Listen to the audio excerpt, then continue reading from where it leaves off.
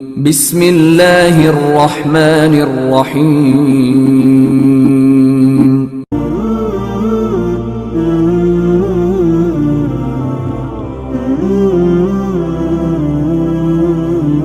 محمد في أول كلامنا اللهم صل على سيدنا مولانا محمد في أوسط كلامنا اللهم صل على سيدنا مولانا محمد في آخر كلامنا اللهم لك الحمد كما أنت أهله وصل على محمد كما أنت أهله وافعل بنا ما أنت أهله فإنك أنت أهل التقوى وأهل المغفرة اللهم صل على محمد كلما ذكره الذاكرون وصل على محمد كلما غفل عن ذكره الغافلون رب اشرح لي صدري ويسر لي أمري واحلل عقدة من لساني يفقهوا قولي اللهم صل على محمد وآله ألف ألف مرة اللهم صل على محمد وآله ألف ألف مرة اللهم صل على محمد وآله ألف ألف مرة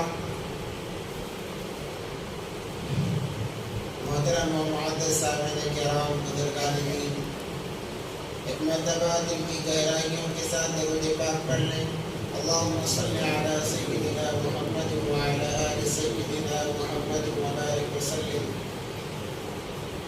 معزز سامعین کرام اللہ تبارک و تعالی انسانوں پر بڑے مہربان ہیں اللہ تبارک و تعالی نے انسانوں کو بہت ساری نعمتوں سے نوازا ہے اتنی نعمتیں کہ انسان اس کو شمار کرنا چاہے تو مشکل ہے ہر آن بان بارش کے قطروں سے زیادہ انسان اللہ کی نعمتوں کو استعمال کرتا ہے اس کے باوجود پھر بھی اللہ کا نافرمان بن کر زندگی گزارتا ہے دنیا بھی ایک ضابطہ ہے دنیاوی اعتبار سے کوئی انسان کسی کو کچھ بغیر مانگے دے دیتا ہے جو دیتا ہے لینے والا ہمیشہ اس کی تعریفیں کرتے رہتا ہے کہ فلاں انسان بہت اچھا ہے اس نے بن مانگے مجھے اتنے پیسے دے دیے بن بولے اس نے میری ضرورتوں کو پورا کر دیا اپنے خاندان میں دوست و احباب میں جہاں جاتا ہے اس کی تعریف کرتا ہے کیوں اس لیے کہ اس نے بہت بڑی مدد کی ہے احسان کیا ہے مگر انسان کا تو فرما بردار بن گیا مخلوق کی تو فرما بردار بن گئی خالق کی فرما بردار نہ بن سکی اللہ تبارک و تعالیٰ کی طرف سے اتنے انعامات اتنے احسانات بندوں پر ہونے کے باوجود بندہ پھر بھی نافرمانی میں لگا ہوا ہے اللہ تبارک و تعالیٰ کو ناراض کرنے میں لگا ہوا ہے کتنی نعمتیں اللہ تبارک و تعالیٰ نے دی ہے ہاتھ دیے کام کرنے کی طاقت دی اللہ ہاتھ تو دے دیتے کام کرنے کی طاقت نہ دیتے تو کوئی طاقت ایسی نہیں تھی کہ ہمارے ہاتھوں کو کام کرنے میں لگا سکے زبان دے کے بات کرنے کی طاقت اگر اللہ چھین لیتے پورے دنیا کے ڈاکٹر ایک ہو جائیں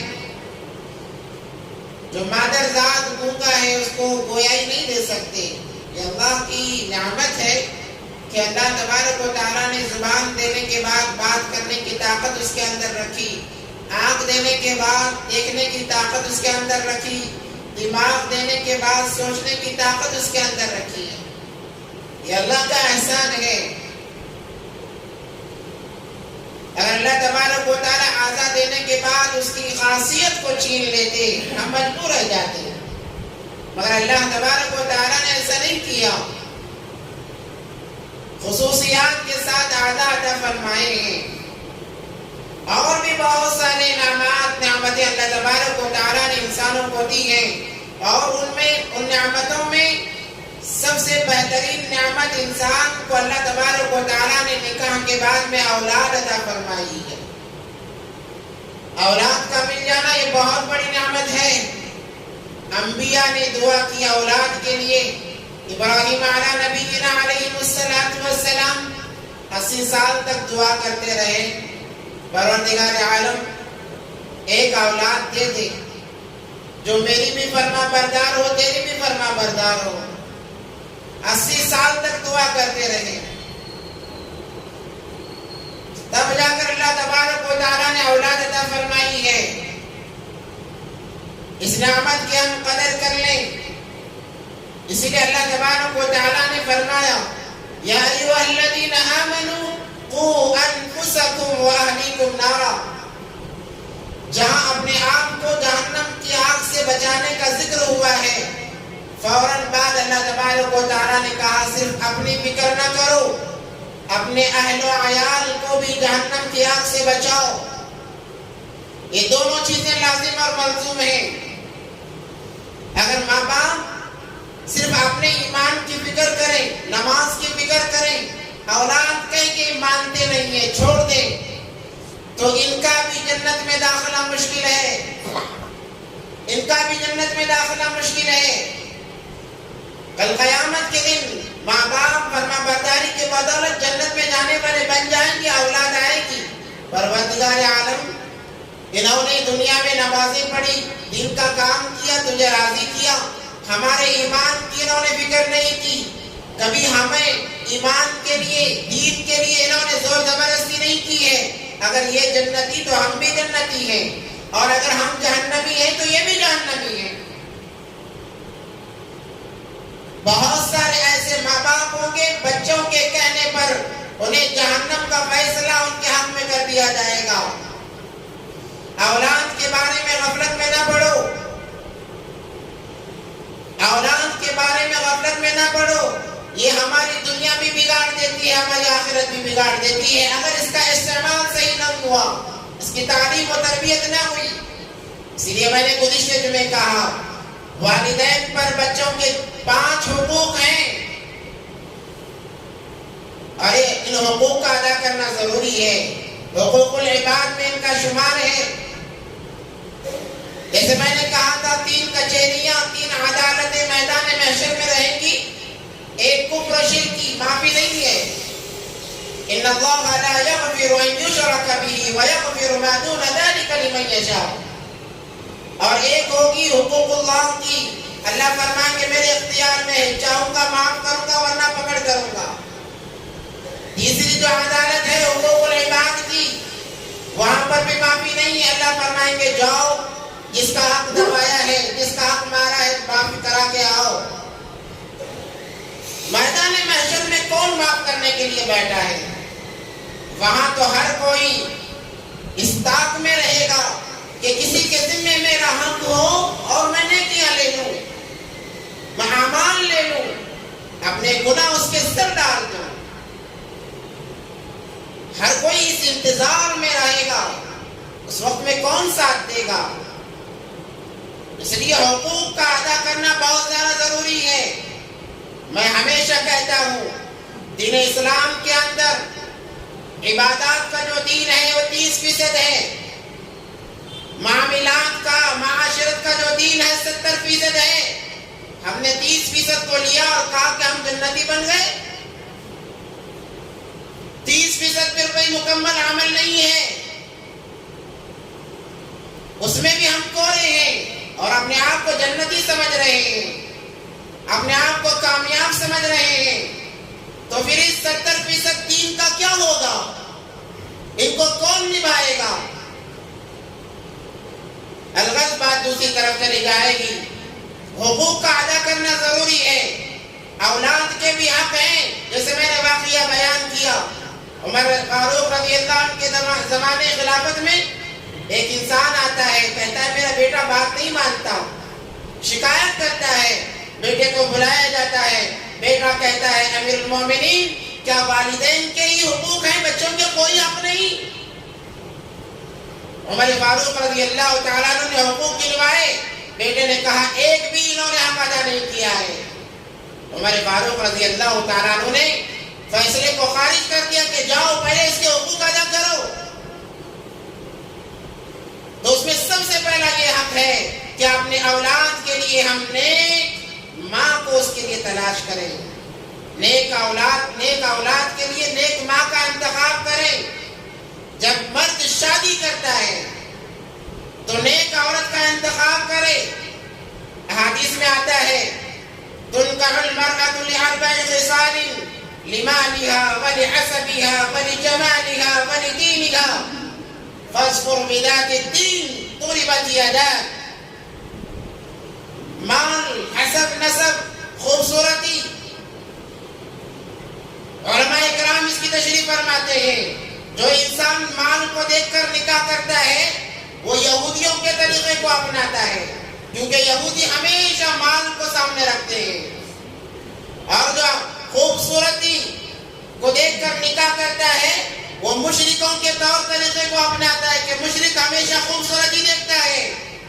اور جو حسب نسب کو دیکھ کر نکاح کرتا ہے وہ نصرانیوں کی پیروی کرتا ہے کہ نصرانی ہمیشہ حسب و نسب دیکھتے ہیں. اس کا مطلب یہ نہیں کہ ان چیزوں کو نہ دیکھا جائے، دیکھنا چاہیے. نبی پاک صلی اللہ علیہ وسلم نے فرمایا فاظفر بذات الدین طربت یداک. تیری ناک خاک آلود ہو، تیرے ہاتھ مٹی میں ملے، تو دین کو ترجیح دے، دین کو.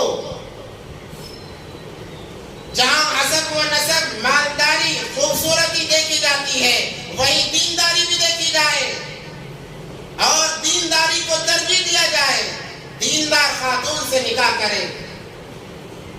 یہ ہمارے بچوں کا حق ہے کیونکہ انہی کے کوکھ سے ہماری اولاد جنم لینے والی ہے. تو دیندار عورت کا انتخاب ہو.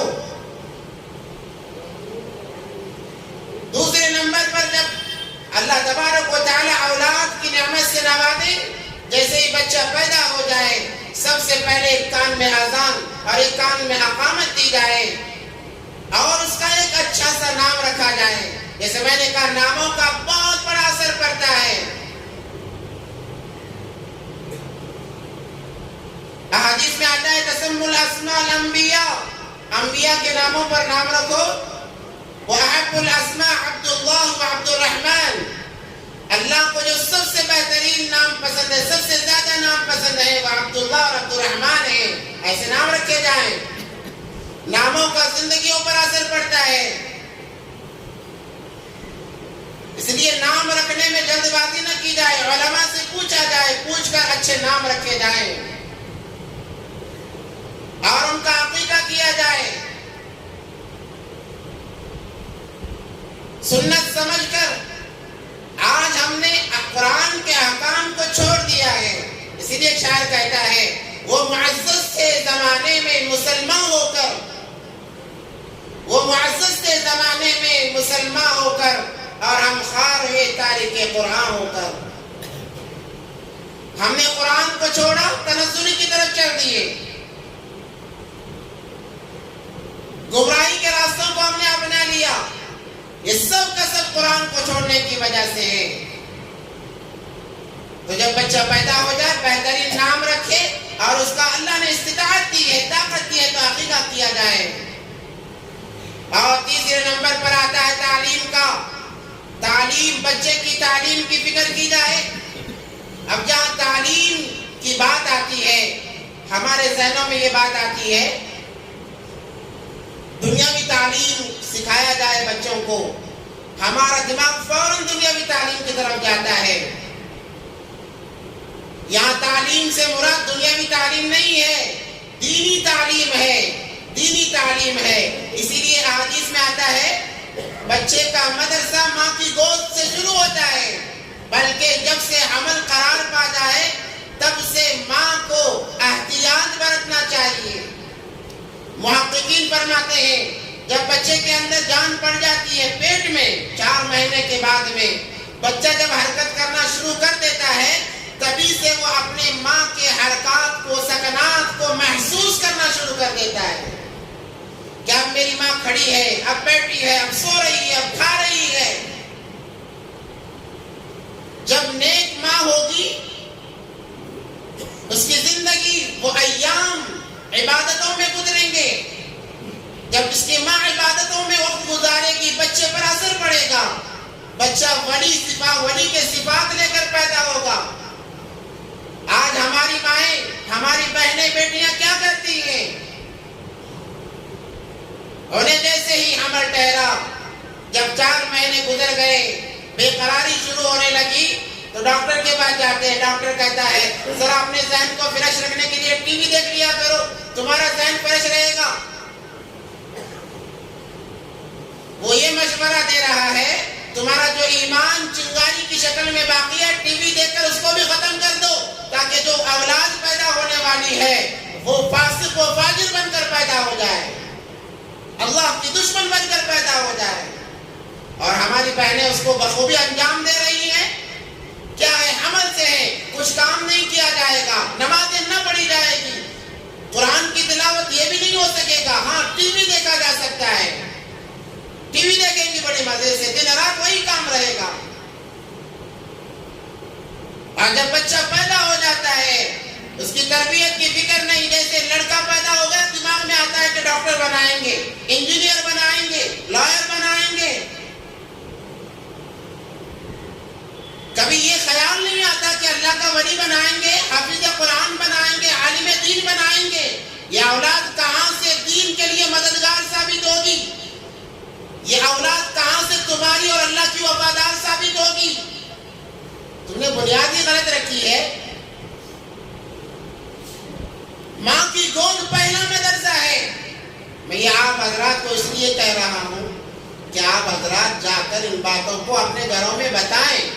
آپ یہ سوچنے لگے کہ ہم سب مرد بیٹھے حضرت عورتوں کی بات کر رہے ہیں. مرد ذمہ دار ہے, اسی لیے ذمہ دار کو سمجھایا جاتا ہے. جا کر باتیں بتائیں, ہم اپنے عورتوں کو سنائیں کہ دین کیا چیز ہے. اگر عورت کے اندر دین نہیں ہوگا ہمارا دل بھی جلد نکل جائے گا, مردوں کا دل بھی جلد نکل جائے گا. تو البتہ جو پہلا مدرسہ ہے ماں کی گود, وہاں پر بچے کو دنیاوی تعلیم کی طرف گامزن کیا جا رہا ہے. ماں بچے کو دودھ پلا رہی ہے, گانے گا رہی ہے. ماں بچے کو دودھ پلا رہی ہے, ٹی وی دیکھ رہی ہے, گانے سن رہی ہے. بچے کے دل کے اوپر اثر پڑتا ہے. وہ بول نہیں سکتا, سن تو سکتا ہے, دیکھ تو سکتا ہے. علماء فرماتے ہیں ایک دن کا بھی اگر بچہ ہے اس کے سامنے بھی دنیاوی کوئی فحاشی کی باتیں نہ کی جائے, عریانیت کی باتیں نہ کی جائے. کیونکہ جب وہ قدرت اپنے آپ پر پالے گا, چلنا شروع کرے گا, بولنا شروع کرے گا, تو سب سے پہلے زبان سے بے حیائی کی باتیں کرے گا. جب تک وہ زبان اس کی کھلتی نہیں ہے, وہ دیکھتا ہے, جانچ کرتا رہتا ہے کہ مجھے کیا کرنا ہے. جب میرے پاؤں میں طاقت آ جائے گی تو مجھے کیا کرنا ہے, زبان میں طاقت آئے گی بات کرنے کی, مجھے کیا کرنا ہے. تو گانے گاتے ہوئے دودھ پلایا جا رہا ہے. کہاں سے اولاد فرما بردار؟ تو جب اولاد نافرمان بنتی ہے حضرتوں کے پاس جاتے ہیں, کوئی تعویذ دو, عاملوں کے پاس جاتے ہیں, کوئی تعویذ دو. پہلے ہم نے اس کو سوارا نہیں. جتنے اولیاء اکرام گزرے ہیں تاریخ اٹھا کر دیکھو, ان کے واقعات دیکھو, ان کی ماں نے کیسے ان کی تربیت کی ہے. تب جا کر ولایت کی دولت سے اللہ تبارک و تعالیٰ نے انہیں نوازا ہے.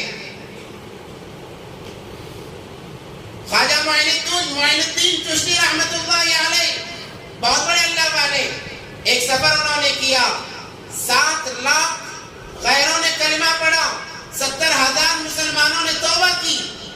جب سفر سے واپس آئے بڑے خوش تھے. ماں نے کہا بیٹا کیا بات ہے, اتنا خوش نظر آ رہے ہو؟ کہا کہ ماں آج معاملہ ہی کچھ ایسا ہوا ہے. کہا کہ کیا معاملہ ہوا, بتاؤ تو صحیح. انہوں نے کہا ماں میں نے ایک سفر کیا, 7 لاکھ غیروں نے کلمہ پڑھا, 70,000 مسلمانوں نے توبہ کی ہے میرے ہاتھ پر, بہت بڑا کام ہوا ہے. ماں نے کہا بیٹا یہ تیرا کمال نہیں ہے. اتنے بڑے اللہ والے کہنے لگے امی جان آپ کی بات سر آنکھوں پر, سفر میں نے کیا, مشقت میں نے جھیلی, کلمہ میں نے پڑھایا, توبہ میں نے کرائی, پھر میرا کوئی کمال نہیں, کیا بات ہے, پھر کس کا کمال ہے؟ ماں نے کہا بیٹا یہ میرا کمال ہے. انہوں نے کہا وہ کیسے امی جان؟ تو ان کی ماں نے کہا کہ بیٹا جب سے حمل قرار پایا ہے میں نے کبھی اللہ کی نافرمانی نہیں کی ہے, اور ایک دانہ حرام کا اپنے پیٹ میں داخل نہیں کیا ہے. حرام تو دور کی بات, شکوک و شبہات والا ایک لقمہ بھی میں نے نہیں کھایا ہے. اور جب تو پیدا ہوا, دنیا میں آیا ہے, تو تو بھوک کی وجہ سے جب رونا شروع کرتا، میں تجھے روتا ہوا چھوڑ کر پہلے جاتی، وضو کرتی، 2 رکعت نماز ادا کرتی، اس کے بعد تجھے میں دودھ پلاتی، جب تک تیرا دودھ چھڑایا نہیں میں نے یہی کام کیا ہے۔ تو اب بتا کمال تیرا ہے یا میرا ہے؟ تو یہ ماں کے کمالات ہیں کہ آج تو ساری دنیا انہیں جانتی ہے، ساری دنیا انہیں جانتی ہے۔ ہماری مائیں کیا کرتی ہیں؟ کہتے ہیں کوئی خالہ آ گئی، کہتے ہیں کہ بیٹا اسے گالی دے، تو گالی سکھائی جا رہی ہے، گانا سکھایا جا رہا ہے، ڈانس سکھایا جا رہا ہے۔ ان اولاد سے کیا دین کی توقع کی جاتی ہے؟ اور جب انسان مر جائے گا وہ ساری زندگی بے حیائی کرتا رہے گا، اس کا وبال ماں باپ کو قبر میں بھی ملتا رہے گا، یاد رکھیں، وہ بری نہیں ہو سکتا۔ اس لیے اپنے اولاد کی تربیت کریں، دینی تعلیم دلائیں۔ تعلیم سے مراد دنیاوی تعلیم ہی نہیں ہے، دین کی تعلیم اصل ہے۔ نبی پاک صلی اللہ علیہ وسلم کا فرمان ہے العلم ثلاثۃ، علم 3 چیزیں ہیں، آیت محکمۃ، سنت قائمۃ، او فریضۃ عادلۃ، وما كان سوى فهو ذلك فضل۔ قرآن حدیث سے نکلنے والے اعمال یہی علم ہے، یاد رکھیں۔ اب آپ کہیں گے دنیا کی جو چیزیں ہیں وہ کیا ہیں؟ وہ تو فنون ہیں، وہ فن ہے، ڈاکٹر بننا فن ہے، انجینئر بننا فن ہے، لائر بننا فن ہے، جج بننا فن ہے، یہ فنون ہے جو موت پر ختم ہو جائیں گے۔ علم کبھی ختم نہیں ہوتا، علم نسلوں تک چلتا ہے، نسل در نسل علم چلتا رہتا ہے، فنون ختم ہو جاتے ہیں۔ ضروری نہیں باپ ڈاکٹر ہے تو بیٹا ڈاکٹر رہے، فنون ختم ہو جاتے ہیں، علم نسلوں تک چلتا ہے۔ اس لیے دینی تعلیم کی طرف توجہ دلائیں۔ یہ تیسرے نمبر ہے، بچوں کا یہ حق ہے ماں باپ پر کہ ماں باپ کی یہ ذمہ داری ہے کہ انہیں دین سے آراستہ و پیراستہ کریں۔ جب وہ بولنے کے قابل ہوئے تو اسے کلمہ طیبہ سکھائیں، لا الہ الا اللہ سکھائیں، اچھے الفاظ سکھائیں۔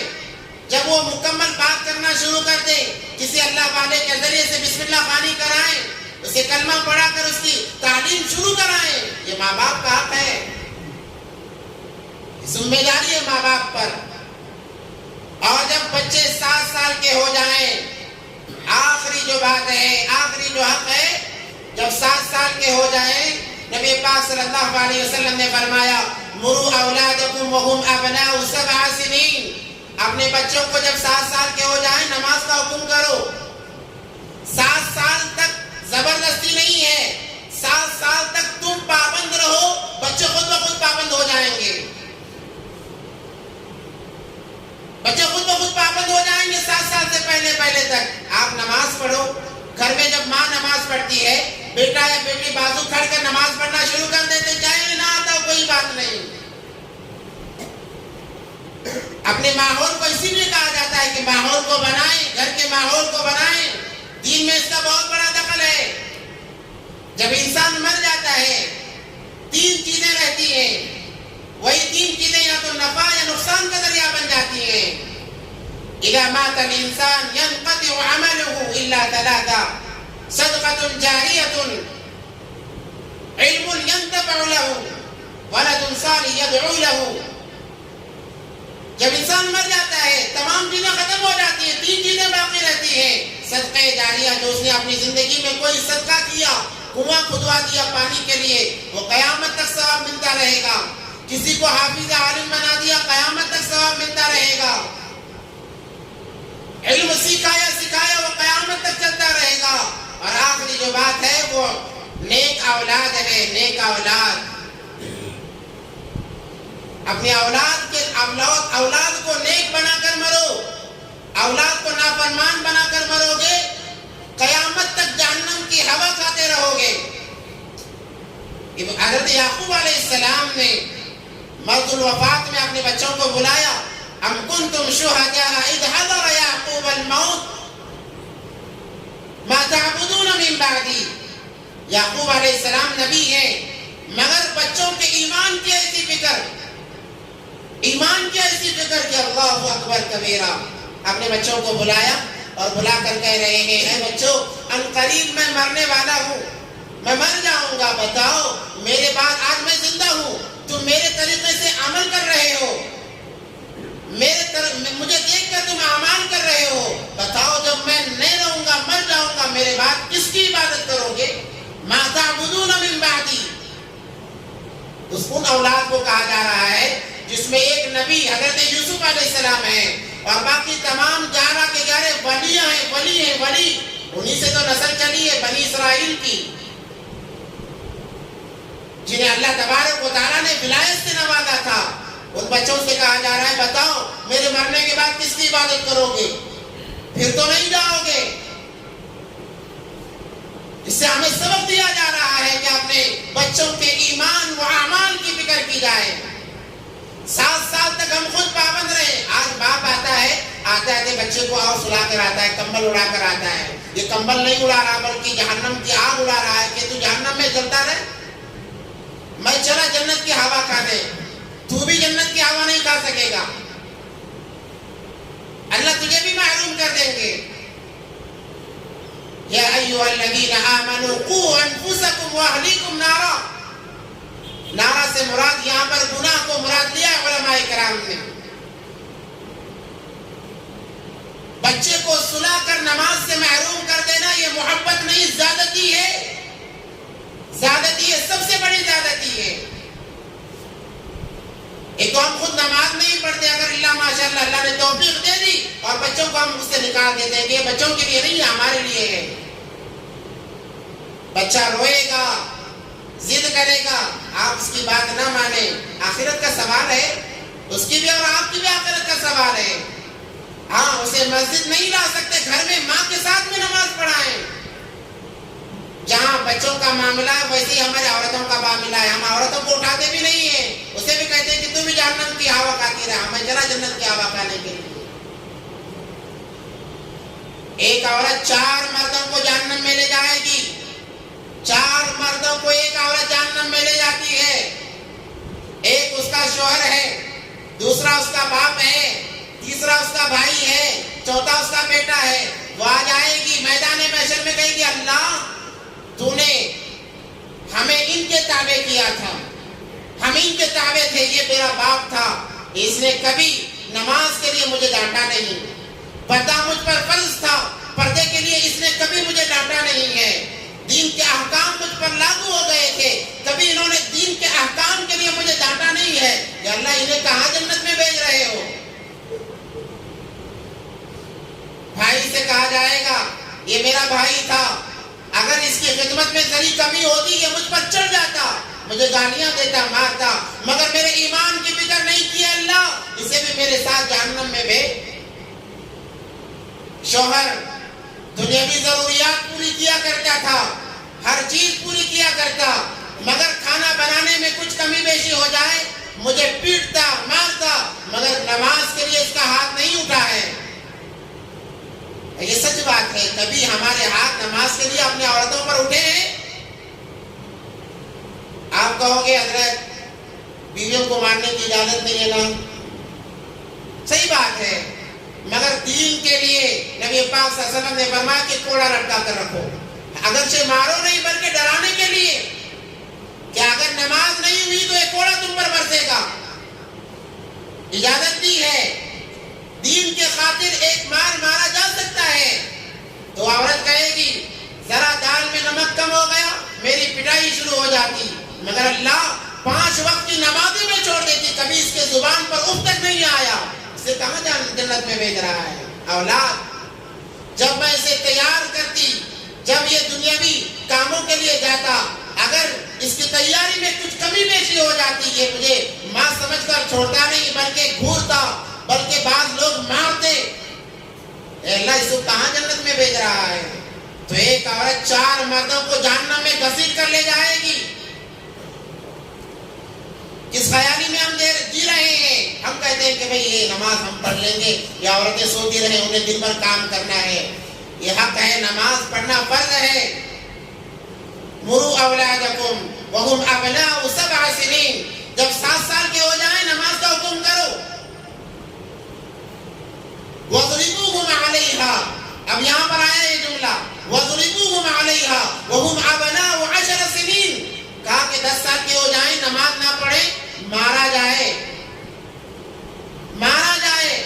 مارنے سے یہ مراد نہیں کہ دانت توڑ دیے ہاتھ توڑ دیا، ایسا نہیں ہے، بلکہ ڈرانے کے غرض سے انہیں مارا جائے تاکہ ان کے دل میں ڈر بیٹھے. نماز نہیں پڑھی جائے گی، باپ مارے گا، ماں مارے گی. 10 سال کی بات بتا رہا ہوں. یہاں بچہ 18 سال کا ہوتا ہے، اسے چھوڑ کر ہم نکل جاتے ہیں. یہی اولاد جب بڑے بنتے ہیں، ہم نے ان کا حق ادا نہیں کیا دین کے معاملے میں، یہ اولاد ماں باپ کے گریبان پکڑتی ہے، باپ کو دھکے دیتی ہے. آج ایسے ہیں ہمارے پاس آتے ہیں، عمر دراز لوگ آتے ہیں، آنسو بہاتے ہیں، کیا کیا جائے گا؟ تم نے ان کا حق ادا نہیں کیا، اب وہ کیسے تمہارے حقوق ادا کریں گے؟ وہ ظالم ہی بنیں گے. باپ کہتا ہے حضرت دعا کرو، ٹیبلٹ تک لا کر نہیں دیتا میرا بیٹا. آج کے حالات ہیں. ماں کہتی ہے حضرت دعا کیجیے، بات ہی نہیں سنتا ہے، بڑا ضدی بن گیا ہے. کاش کہ تم نے ان پر بچپن میں رحم کر کے انہیں دینی تعلیم دی ہوتی، مکتب یا مدرسے کے حوالے کر دیا ہوتا، تو وہی بچہ تمہارے سامنے آنکھ اٹھانا ہوتا تو 100 مرتبہ سوچتا، کیوں یہ میری ماں جنت ہے، جنت، میرا باپ جنت کا دروازہ ہے. نبی پاک صلی اللہ علیہ وسلم نے فرمایا الجنت تحت اقدام الامہات، الوالد اوسط من ابواب الجنہ. کیا پیاری حدیث ہے. اس نے پڑھا تھا مکتب میں، پڑھا تھا مدرسے میں. کہتا ہے جان چلی جائے ان کو ناراض نہیں کروں گا، اگر یہ ناراض ہو گئے دنیا بھی برباد آخرت بھی برباد ہے. ہم کہتے ہیں اسکولوں میں ہم سکھاتے ہیں، اسکولوں میں ماں باپ کی قدر بتائی نہیں جاتی، اسکولوں میں دین کے متعلق بتایا نہیں جاتا. ہمارے مکتب میں 100 بچے پڑھتے ہیں. میں نے 100 بچوں سے پوچھا کہ بتاؤ تم بڑے ہو کر کیا بنو گے؟ ہر ایک کی زبان پر تھا یا تو ڈاکٹر، یا تو انجینئر، یا تو لائر، یا تو فلاں یا تو فلاں. کسی کے زبان پر یہ نہیں آیا. ہاں چند بچے، 4 یا 5 بچوں نے کہا کہ حضرت ہم حافظ بننا چاہتے ہیں. اگر آپ نے عالم دین کی اہمیت بتائی ہوتی، حافظ قرآن کی اہمیت بتائی ہوتی، تو بچے کہتے ہیں ہم حافظ بنیں گے، ہم حافظ بنیں گے، عالم بنیں گے. بننا نہ بننا بات کی بات ہے، مگر یاد رکھیں بچوں کے ذہن میں جو بات ہوتی ہے بچے اس کو کر گزرتے ہیں. یہ تربیت ماں کی طرف سے آتی ہے. ہماری تربیتوں کا کیا عالم ہے. اللہ ہم تمام کی عبادت فرمائے. تمروا اولادکم وهم ابناء 7 سنین، 7 سال کے ہو جائیں تو پابندی کے ساتھ حکم کرو، 10 سال کے ہو جائیں نہ پڑھنے پر مارا جائے. وفرقوا بینہم فی المضاجع، اب ان کے بستر الگ کر دیے جائیں. کیوں حضرت؟ بھائی بہن ہے، بستر کیوں الگ کیے جائیں؟ اسی لیے تو کہا جا رہا ہے بھائی بہن ہے اسی لیے الگ کرو. اگر بھائی بہن نہ ہوتے تو پاس بھٹکنے بھی نہ دو. بھائی بہن اگر نہیں ہے، چچیرے، خلیرے، پھپھیرے، تیرے جتنے بھی یہ ریرے ہیں نا، تمام کو الگ کر دو. شریعت میں اس کی اجازت نہیں ہے. اگر آپ نے بچپن میں ان کے بستر الگ نہیں کیے، یہ بالغ ہونے سے پہلے بے حیائی کے حدوں کو پار کر دیں گے. حضرت ہمارے بچوں پر ہمیں بھروسہ ہے، اعتماد ہے. کس نے کہا ہے کہ اعتماد نہیں؟ ہم بھی کہتے ہیں، ہر کوئی کہتا ہے. ہر کام یہ ضروری نہیں کہ ہمارے عقل کے حساب سے ہو. آج سے 1450 سال پہلے نبی پاک صلی اللہ علیہ وسلم نے فرما دیا. کیا نبی پاک صلی اللہ علیہ وسلم سے زیادہ نعوذ باللہ ہم جانتے ہیں؟ یہ حیا کے خلاف ہے، حیا کے خلاف ہے. حدیث میں آتا ہے اذا فاتک الحیا فاصنع ما شئت، جب تجھ سے حیا ختم ہو گئی جو چاہے وہ کر. وفرقوا بینہم فی المضاجع، یہاں تک علماء فرماتے ہیں کہ بھائی بھائی کو ایک کمبل میں نہ سلاؤ. یہ دین ہے. بعض لوگ اعتراض کرتے ہیں کہ بھائی حضرت مسجد میں محراب میں کھڑے ہو کر ایسی باتیں کرتے ہیں، تو پھر کہاں کھڑے ہو کر باتیں کی جائے؟ آپ آ کر پوچھتے نہیں، یہاں سے نہیں تو کہاں سے بتایا جائے گا دین کو؟ یہی ایک جگہ ہے جہاں سے دین کو وضاحتاً بتایا جا سکتا ہے، اور بتانے والے بھی بہت کم ہیں. کیونکہ اس طرف کی جب باتیں شروع ہو جاتی ہیں لوگ بدنام کرنا شروع ہو جاتے ہیں. تو 10 سال کی عمر کے پہلے تک ان کے بستر الگ کر دیے جائیں. اب بھائی بھی اگر ساتھ میں سو رہے ہیں کہ اور اگر بھائی بہن ہیں تو ان کے بستر بالکل علیحدہ ہو جائیں. وَفَرِّقُوا بَيْنَهُمْ فِي الْمَضَاجِعِ سے دوسری بات علماء یہ نکالتے ہیں کہ بچہ جب چلنے کے قابل ہو جاتا ہے، بات کرنے لگ جاتا ہے، ماں باپ کو چاہیے کہ بچے کو اپنے سے الگ کریں. بعض علماء تو یہاں تک فرماتے ہیں کہ جب بچہ 4 مہینے کا ہو جائے، کیونکہ پیٹ میں 4 مہینے کے بعد جان پڑتی ہے، احساسات کو محسوس کرتا ہے. جب بچہ 4 مہینے کا ہو جائے، ماں باپ کو چاہیے کہ اپنے چھوٹے بچے کا بستر بھی الگ کریں، اپنے ساتھ نہ سلائیں. کیوں؟ ہر انسان کے اندر اللہ تبارک و تعالیٰ نے جذبات رکھے ہیں. شریعت کتنی گہرائی میں جا رہی ہے وہ بات بتا رہا ہوں. آج ہماری عورتیں، ہماری بیٹیاں غیروں کے ساتھ جا رہی ہیں، ذرا بھی احساس نہیں ہے. حیا کا جنازہ نکالا جا رہا ہے. یہ وجوہات یہی ہیں کہ ہم نے ان کو اہمیت نہیں دی، ان چیزوں کو، جس کی وجہ سے یہ معاملات پیش آئے.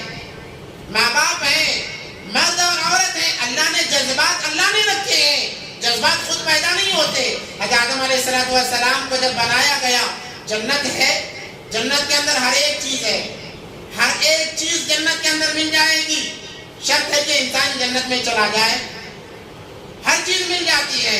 اس کے باوجود حضرت آدم علیہ السلام بے چین سے رہتے. جنت ہے، ہر چیز ہے، کھانے پینے کی تمام چیزیں ہیں، ہر ضرورت پوری ہو رہی ہے، تو پھر بے چینی کیوں ہے؟ علماء نے فرمایا بے چینی اس لیے تھی کہ ان کی ہم سفر حضرت حوا وہاں پر نہیں تھی. اللہ نے جب دیکھا کہ ان کی بے چینی کو محسوس، اللہ نے دیکھا جب سوئے تو ان کی پسلی سے حضرت حوا کو بنا کر بٹھا دیا. جب حضرت آدم علیہ السلام اٹھے ہیں، دیکھا عورت ہے، جیسے ہی عورت کو دیکھا فوراً لپکنے لگے.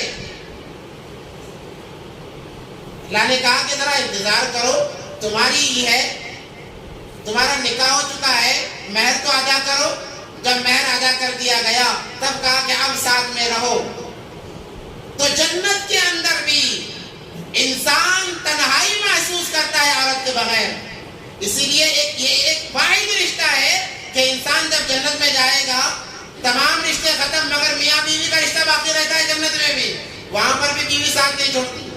بعض لوگ کہتے ہیں مر گئے تو بس اس کا ساتھ چھوڑ گیا. اس میں بعض لوگوں کا مزاج 2 طریقے کے مزاج. جب پہلے شادی بھی نہیں شادی 1 سال یا 2 سال تک تو ہی حور پری ہے. جیسے ہی 2 سال ہو گئے تو ہی سب سے بری ہے. کیا ہو جاتا؟ تو ہی سب سے بری ہے. اور بات کہتے مر گئے تو بس ساتھ چھوڑ گیا تو بس. مگر یاد رکھیں اگر بیوی نیک شوہر نیک رہے، جنت میں بھی یہ دونوں ساتھ رہیں گے. تو گویا کہ نعمتوں کی تکمیل عورت سے ہے، نعمتوں کی تکمیل عورت سے ہوتی ہے.